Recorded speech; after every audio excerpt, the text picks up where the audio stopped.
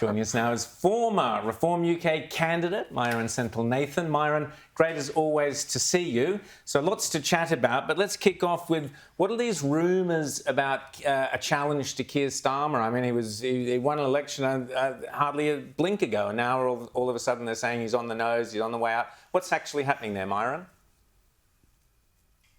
Well, Keir Starmer is actually now the most unpopular prime minister in modern times. In all polling history, he's failed on the economy, on borders, on energy prices. Every week seems to be the worst week in the Labour government. But now, as a result of that, the vultures are swirling around, and ministers are now trying to work out how they can steal the crown of Keir Starmer. And in a preemptive attack, number 10 Downing Street, the aides and officials in number 10 Downing Street were briefed the press a few days ago to say that there were ministers looking to actually swirl around and take the prime ministerial role. And in particular, the health secretary, Wes Streeting, was the prime target. And it just so happened that the next morning, the health secretary, Wes Streeting, was due for the media rounds. Now, he went on the media round. He's a very slick performer in front of the journalists, and he basically almost played the victim, and he showed his solidarity with Keir Starmer. And as a result, he played the victim, and Keir Starmer looked like the villain. So the whole kind of thing kind of backfired. And Keir Starmer had to go up in front of the House of Commons and kind of blame it on his officials who were chaotic and kind of running riot, and nothing to do with him. He looked like a couple of parents who've been caught by their kids arguing and kind of saying to the public, nothing to see here.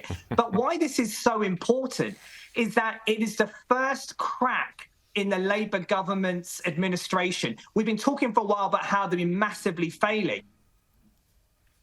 But now we're starting to see those cracks start to develop. And I think this will precipitate a 2027 general election come early. Now, Keir Starmer, whether you love him or hate him, he has the mandate of the British public.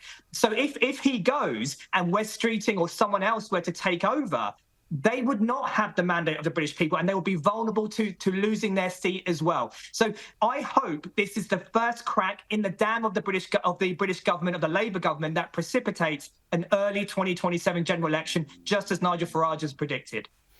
Absolutely. Caroline.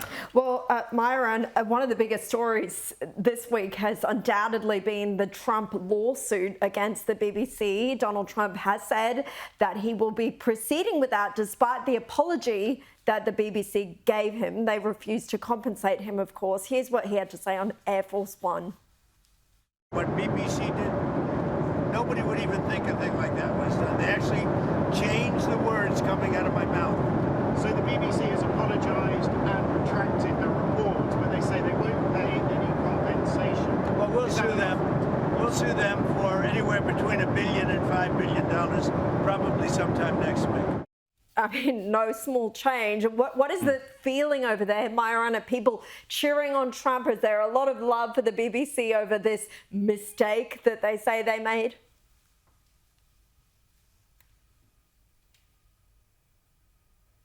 Well, I think there is a lot of love for Trump over this, and they do feel like there's been a massive injustice. And I think we feel ashamed of the BBC, at least a lot of us do on the right.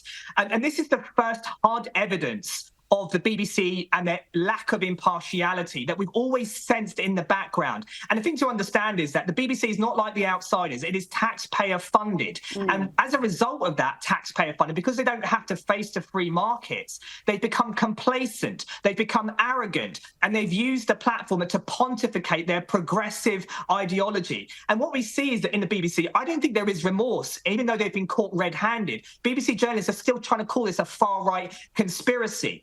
And the thing I want to make clear is that there is something in Britain called the silent majority, which is the direct consequence of the BBC, because the BBC holds the reins of the Overton window. Because of their progressive agenda, they restrict debate, they restrict discussion of what is acceptable. And that leads to real life consequences like the grooming gang scenario, which has really stained our country. And the BBC, they don't necessarily, although they do commit some misinformation, what they really do is they censor by omission. It's what they don't report that is the real scandal. scandal. I mean, I don't mind the BBC talking about, you know, the climate change and the world is burning because of the, you know, increasing temperatures, as long as they talk about net zero and the deindustrialization and the expensive energy bills. I don't mind them talking about diversity being our strength, as long as they talk about mass immigration and the fracturing of our society. I don't mind them criticizing the IDF, as long as they talk about Hamas as a terrorist organization and the radicalization of much of the Palestinian people. You know, we have a news organization called GB News, which is doing enormously well, better than the BBC in terms of the ratings. Why? Because they represent the silent majority, and their success is a direct consequence of the failure of the BBC and the lack of impartiality that they demonstrate. Rita. Well, on that institutional bias, is this lawsuit finally going to do something about, because you're right, it's not just on Donald Trump, it's everything. It's from the trans issue to covering the Middle East. I think it was just in recent days, this clip went viral of the BBC talking about male breastfeeding, or the milk that a man who is breastfeeding may produce is as good as one made by a mother. I mean, it was just such a nonsensical activist claim that was presented as newsworthy, and they selected that bit of research to share with their audience. Yeah, I mean, I hope that what Trump's legal endeavours will do is, look, it's a shame. The British public are going to have to pay out for this. I'm going to have to pay out for this if he wins his case and funding the whole legal challenge. But what I hope this uncovers is all the other unbiases. And Trump, in a recent interview with Bev Turner on GB News, he basically pointed out that he wanted to do this because he wanted to uncover things like like what you just mentioned, the trans bias as well. The fact that, you know, we've had a Supreme Court ruling that says a woman is a biological fact. A woman cannot have a penis. Yet the BBC still peddles this nonsense over and over again. And I wonder how many other videos have they spliced, have they spun in different ways. And I would hope that this Trump investigation and this legal action might uncover more and more bias, because the BBC has a rot inside of it. It's systemic, it's pervasive, and it needs to be taken care of.